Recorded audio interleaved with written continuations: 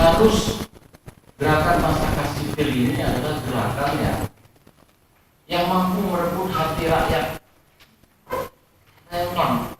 Kita sudah harus mulai berpikir punya tekad. Dan saya senang sekali, misalnya Muhammadiyah punya Raudatul Atfal, TK-TK, Muslimat NU punya ribuan TK-TK di banyak daerah. Dan kita harus masuk inisiatif karena dengan gerakan-gerakan yang seperti ini mereka masuk. Dan yang ketiga yang menurut saya juga sangat penting adalah yang ini perhatikan. Saya tidak tahu kalau NU memang sangat lemah di gerakan kepemudaan. Gerakan kepemudaan NU itu secara politik memang karena tujuannya untuk menjadi ketua umum Partai Kebangkitan Bersama politik. Nah, kepemudaan NU tidak pernah membangun satu ideologi keislaman pada memperhatikan PMI macam-macam. Ya. Saya bilang kemarin PMI itu kan saya PMI itu menyesatkan Syiah. Saya bilang kalian Syiah itu punya utang. Kalian bagaimana? Saya punya kepada mereka, menyesatkan, menyalahkan kelompok lain. Saya bilang, kenapa kita ini selalu menyalahkan orang lain? Padahal kita sendiri salah.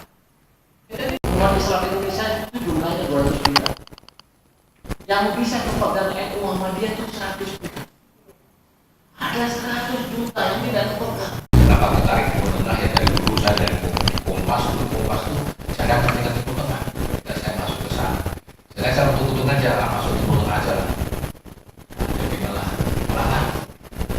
ya banyak usaha di tengah itu dan banyak mengikuti di tengah. Kemudian kemarin kalau contohnya dari Indonesia itu kalau dia di Irak bicara banyak jelas bicara Pancasila di Indonesia dan popularisasi dan sebagainya. Di Bandungnya Arspek kita bicara di sana sudah universitas awalnya saya bilang. Jadi buku ini menurut saya setelah saya baca hampir tuntas, hampir aja yang tidak saya baca cuma tulisannya Juwairi aja cuma tulisan saya. Saya sepakat sekali buku yang tebal 279 halaman kalau tidak saya sudah ya 279 ini dibagi dari 3 bagian pertama, bagian kedua dan 3. Bagian pertama dari 5 tulisan, bagian kedua dari 5 tulisan, bagian ketiga dan 4 tulisan. Nah ini editor Profesor Bukhari itu sangat sudah dibagi-bagi dan sangat pas bagiannya. Saya lihat dari sisi jurnalistik ya, dari sisi dunia wartawan saya lihat bagiannya sangat itu bagus sekali. Nah, karena pada bagian-bagian itu akan dikelompokkan tentang tulisan masing-masing tipe tulisan dan tujuan apa tulisan itu. Jadi kita baca dari awal sampai akhir, benar akan bisa menyimpulkan. Dan kalau Anda semua membaca kata pengantar Profesor Komarudin sebetulnya selesai dengan baca buku ini. Artinya nggak usah baca tulisannya cuma ini. Pertama kali hari adalah ulang tahun 14 tempat Indonesia di hari tanggal 14 Januari. 4 Januari itu jatuhnya Ben Ali. Ya, Ben Ali kemudian muncul setelah Ibu atau 14 Januari hari ini. Ini tahun keempat. Ya ini baru Indonesia. Kita bandingkan misalnya Indonesia yang negaranya kecil dibanding kita, ruralnya di rural kita, ya, lebih rumit kita dibanding sana. Ya. Tapi kemudian terbandingkan dengan Mesir misalnya, itu lebih berhasil karena mereka sudah berhasil pemilu, sudah berhasil, dari parlemen berhasil, dari konstitusi berhasil, dari presiden berhasil. Yang paling gawat adalah konstitusi. Ya. Ketika dari konstitusi mereka berdebat mengenai bentuknya apa ini dari tarik ke sini. Apakah negara Islam, apa negara sipil biasa, atau yang menjaga apa bentuknya? Dan pertarungan yang sangat dasar. Politik. Kalau agama dihilangkan, maka umat Islam tiba-tiba tidak bisa membanggakan kami mayoritas. Mengapa mayoritas? Sekarang ada sensus penduduk, wah ini Islam. Jadi dalam dimensi politik, keislaman itu telah menyatu. Misalkan Islam dari Indonesia dari Islam, dan kebetulan Islam itu asalnya dari Arab, Timur Tengah, karena pendidikan yang kurang, sehingga terjadi identifikasi Islam dan Arab. Jadi apa yang dari Arab dianggap Islam. Ada Padahal Abu Jahal juga di Arab. Pakaian-pakaian yang panjang-panjang juga Islam. Padahal di gamis Abu Jahal pakaiannya juga sama. Jadi pokoknya dari Islamisasi dan Arabisasi itu batasnya tipis-tipis. Kalau soal jenggot, kalau Anda ke Yunani itu father di sana jenggotnya lebih panjang dibanding jenggotnya orang Arab. Ortodok itu lebih panjang jenggotnya, rapi-rapi juga jenggotnya panjang kan?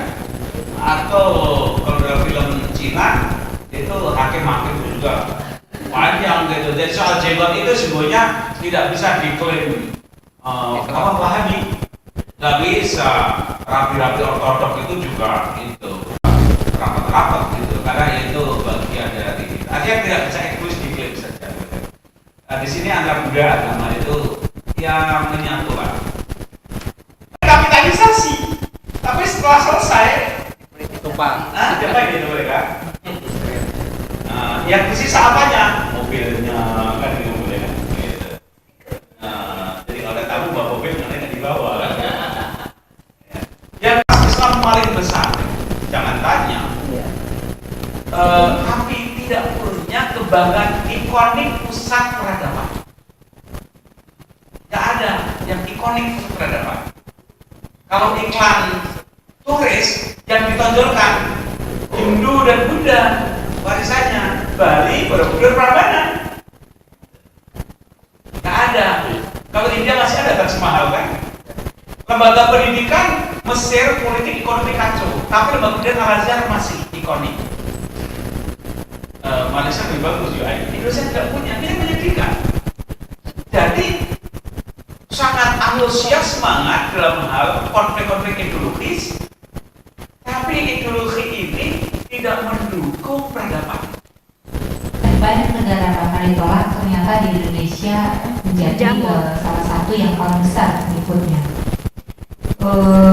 Padahal dilanjutkan oleh Patrias yang bicara secara keseluruhan mengenai buku yang kita bahas pada sore hari ini.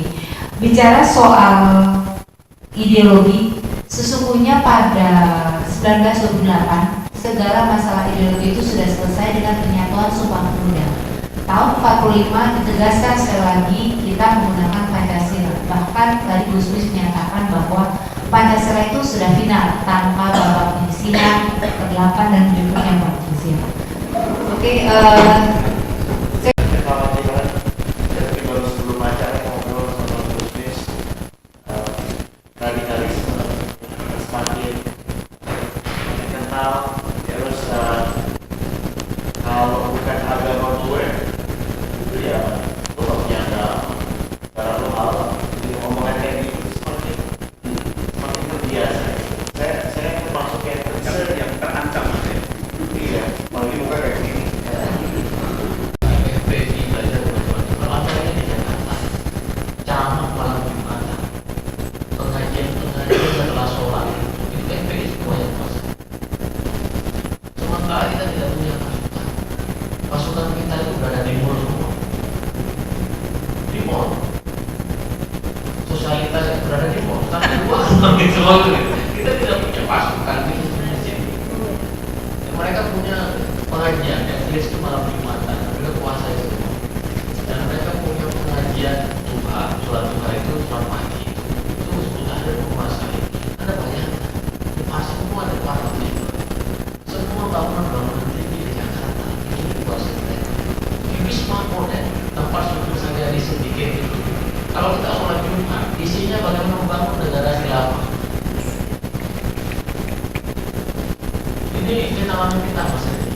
Maka perlu diformulasikan bagaimana supaya 100 juta ini kita sapa dengan cara melalui media sosial, melalui forum-forum. Dan saya Mas, saya bilang kita punya momentum hari kalau kita merayakan Cakma setiap tahun, dirayakan Cakma setiap tahun. Kenapa tidak selalu dirayakan di tempat kita? Kenapa tidak dirayakan di Gloror atau di Istora? Hanya untuk warga itu memenuhi pembelajaran.